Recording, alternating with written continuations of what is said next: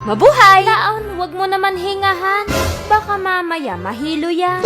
Punasan mo, wag mo nang isama yung laway mo. Baka pati pinturan yan, mabura mo. Natupad na ni Laon ang kanyang pangarap. Kaya ngayon, para siyang nasa alapaan. At kahit sa pagtulog, yakap-yakap. Simula nang dumating yung motor na yan, abe si Laon hindi na mapakinabangan. Habang chinecheck ko nga si Puti, na hindi naman kulay puti, nakakita ko ng dumi. Paano yun nangyari? Wala akong ginawa dyan, kundi punasan umaga hanggang gabi. Kaya hindi na nagsampung isip pa sila. Sumakay na kagad kay Puti para umaksyon.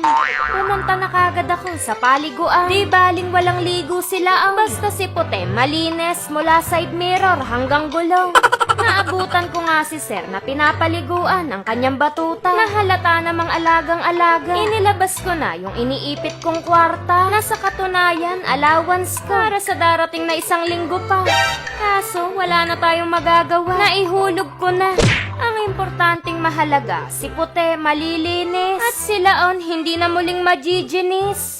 Si Puti ay nabasa na. Kaya ang susunod, sabunan na. Tinignan ko kung may CCTV sa paligid. At dahan-dahan ako nagpunta sa gilid. Laon, pigilan mo. Huwag kang magpapatalo sa 5 piso. Isipin mo, 1 lang yung kinuha mo. Bubula ba yan? Hindi mo man lang ginawang 10. Ba't teka, nasan ba yung pala?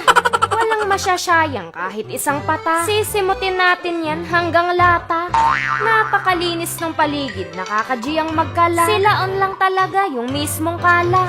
Nilagyan ko na ng tubig yung ating timba. Tinali ko na din ang aking buhok at baka magmukha tayong sadako mamaya. Kumpleto ng gamit dito sa DIY car wash. Ang kailangan mo lang dalhin ang inyong sasakyan at ang inyong cash. Si Laon wala namang araw pero pinagpapawisan. Pero pagdating sa kainan, kahit goto pa, walang lumalabas na pawis dyan. Lahat ng sulok kinaskas. Sa sobrang gigil, baka dyan na yan magkagasgas. Pari na nga yata, yun nalalapit na pagkaubos ng limpak-limpak nating kwarta. Mukhang lahat ng inipit natin, mawawala na parang bula. Itatanong ko sana sa may-ari, hindi ho ba pwede na 5 piso 1 oras ng power spray nila? At yung sabon ho, pakikontian at napakabula. Ba't teka, nasan ba yung pala? Nilapitan ako ni Sir na may-ari dahil hinahanap ko yung adyasan ng kanilang power spray. At talaga naman sila ay napae. Nasan ba yung pala? Bakit naman ho nyo tinapon yung boxer nyo? Ibababad lang to sa chlorine, mukha ng bago. Mabibili pa nga to kapag binenta kay Boss Toyo. O kaya, dali na lang sa museo. 2 oras kong pinapaliguan si Puti. Samantalang kapag sila nang naligo, 2 minuto lang, yare. Bigla nga ako nakaramdam ng kaba nung makita ko yung kalangitan na nagbabadya. Basta talaga naglinis ka, maya-maya uulan na. Pero hindi talaga nagpatinag sila. Nilabas pa rin niya yung pampakintab niyang baon.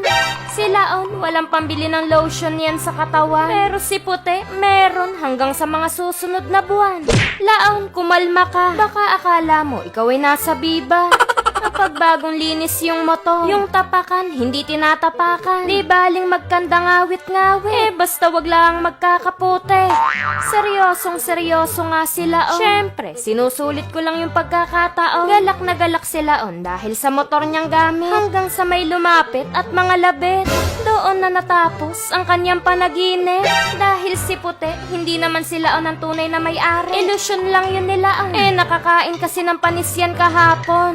Binigay na kay Laon ang kanyang upa. Pagbuklat ko, abay talagang hahanapin mo yung pala. Dahil yung kwarta, peki pala. Hindi pumayag sila kahit tsuhin niya pa, walang pamilya. At kinuha niya yung tunay na kwarta. At may 1 Laon na naman ho ang nagkaroon ng motor. Kinuha nga lang ng may-ari. Yun lang, hanggang sa muli.